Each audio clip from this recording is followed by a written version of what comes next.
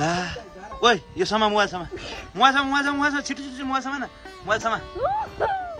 समा म हलिए छिटो समा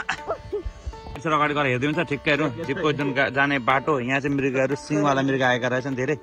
रुखसी ढोला गर्छ पानीमा हाम्रो गाडी फसेको छ अब के हुन्छ थाहा छैन जङ्गलको बीचमा नमस्कार राधेश्याम अहिले हामी चितवन आइसकेका छौँ र चितवनमा आइसकेपछि हाम्रो यात्रा हुँदैछ जिप सवारीको आउनुहोस् अब जिप सवारीको आनन्द लिउँ अब जिपले हामीलाई करिबन 2.5 घन्टा परिक्रमा गराएर घुमाएर धेरै धेरै जानवरहरूको छेउबाट घुमाएर लिएर आउनेछ हेरौँ आज हामीलाई के सौभाग्य प्राप्त हुन्छ र कुन कुन जानवर हाम्रो छेउमा आउनेछन् करिबन 6-7 हजारमा हाम्रो जिप सवारीको बुकिङ भएको छ देख्दाखेरि एकदम आनन्द लागेको छ र यहाँ यो बुकिङ काउन्टर हो जहाँ हामीले बुकिङ गरेर हाम्रो सवारी भइसक्नु भएको छ साथीहरू दाजुहरू दिदीहरू भाइहरू अब हाम्रो यात्रा सुरु हुन्छ र हाम्रो यात्रा जिप सवारी यात्रा प्रारम्भ भइसकेको छ हामी हिँडिसकेका छौँ र हाम्रो साथमा गाइडको रूपमा रहनुहुने ओमजी हुनुहुन्छ दाजु नमस्ते र हजुरलाई धेरै धेरै धन्यवाद हजुरले गाइड गरेर हामीलाई अगाडि लिएर जाँदै हुनुहुन्छ र चितवनको यात्रामा फर्स्ट अफ अल हात्ती देख्यो र हात्तीको बच्चालाई पनि देख्न पाइन्छ आहा कतिमा किन डराएको ल ल सुन्न पाइयो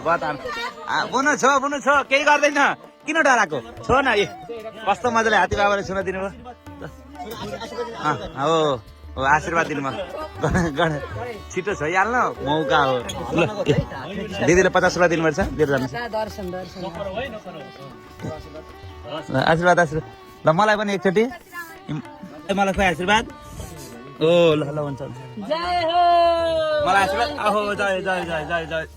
आशीर्वाद दिएर गणेश बाबा निस्किसक्नु भएको छ बहुत आनन्द लागेको छ र अहिले चाहिँ हामी यात्रा गर्दा गर्दै सफारी गर्न निस्केका थियौँ यस्तो पानी परेको छ पानी परेको हुनाले यहाँ नसक्नु छ अवस्था गरम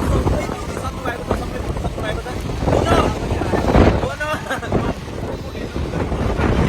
पानी परेको छ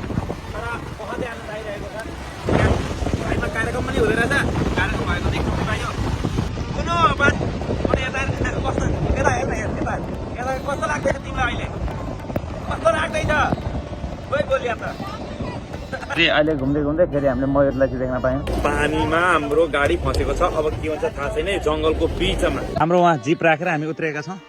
र अब यहाँ कहाँ मन्दिर छ भन्दै हुन्छ यहाँ मन्दिर रहेछ एउटा मन्दिर दर्शन गर्नेछौँ र पानी बहुतै क्लिन राम्रो छ हाम्रो गाइड छ हाम्रो गाइड दाजु चाहिँ उहाँ गर्दैन क्लिन पानी र यहाँ एउटा यस्तो ठाउँ छ म तपाईँलाई देखाउन जाँदैछु र चाहिँ पानी तलबाट फुटेर एकदमै राम्रो क्लिन पानी आएको छ भन्नुभएको छ डर पनि लाग्छ कि कुनै जानवरहरू कतिबाट नआउन् आक्रमण नगरून् भन्ने पानी देख्दा त कस्तो क्लिन रहेछ यहाँको पानी पिउन मिल्छ भन्नुभएको छ जमिन फुटेर तलबाट पानी आएको छ भन्नुभएको छ जमिन फुटेर तलबाट निस्केको पानी हो एकदमै क्लिन एकदम सबै थोक मिनरल वाटर छ यो म यो क्लिन पानीलाई चाहिँ म पिउँदैछु यहाँ हातले उठाएको छु अलि अलिकति हात पखाले चिसो पानी रहेछ हजुर बोल्नु के भन्छ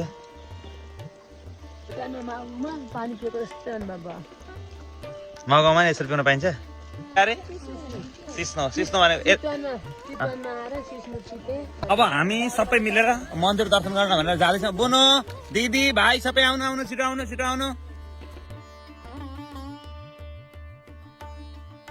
यहाँ रुद्राक्ष बोर्ड पनि रहेछ बोनो के खोज्यो तिमीले यता हेरेर भन्दै नि त नि के यहाँ मन्दिरमा देवी मातालाई स्थापना गरिएको रहेछ सुन्दर रहेछ दर्शन गरेर आनन्द आएको छ चारैतिर जङ्गल यहाँ चाहिँ माथि के जाति बस्ने व्यवस्था र यहाँ यसो आएका भक्तहरूलाई बस्ने व्यवस्था रहेछ र अहिले हामी दाजु बहिनी चाहिँ हामी मन्दिरको माथि सिडीमा चढेर माथि जाँदैछौँ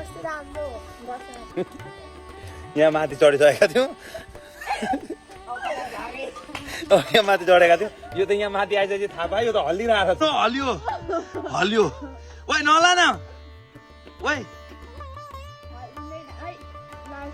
ओइ हल्लिरहेछ ला ओइ हल्लियो ला ओइ यो समा मोबाइल समा छिटो छिटो मोबाइल समा न मोबाइल समा म हल्लिएँ छिटो समा चितवनको यो पार्क घुम्न आउँदाखेरि र यहाँ चितवनको जुन यहाँको सरकार छ जसले यसलाई निरीक्षण गर्छ त्यहाँ मैले जानकारी दिन चाहेँ यो 2 स्टेपसम्म त राम्रो रहेछ त्यहाँ तेस्रो स्टेपमा चाहिँ माथि नचढ्नु होला त्यो चाहिँ एकदम लिरिक हल्लिँदो रहेछ बहुत डर लागेको छ हामी चाहिँ बाँचेर आयौँ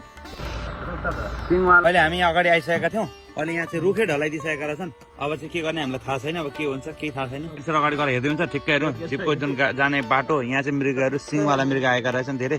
रुख चाहिँ ढलाएको छ, बहुत डर लाग्दो। अर्को गाडी आइसकेको छ, यता अर्को गाडी आइसकेको छ। खालि हामी प्रब्लममा परेको बेला मात्रै गाडी आइपुग्दो रहेछ। अघि उहाँ चाहिँ हाम्रो गाडी फसेको थियो, त्यति बेला नि यही गाडी अगाडिबाट सट्ट कटेर जाँदै थियो। अब फेरि आइसकेको छ।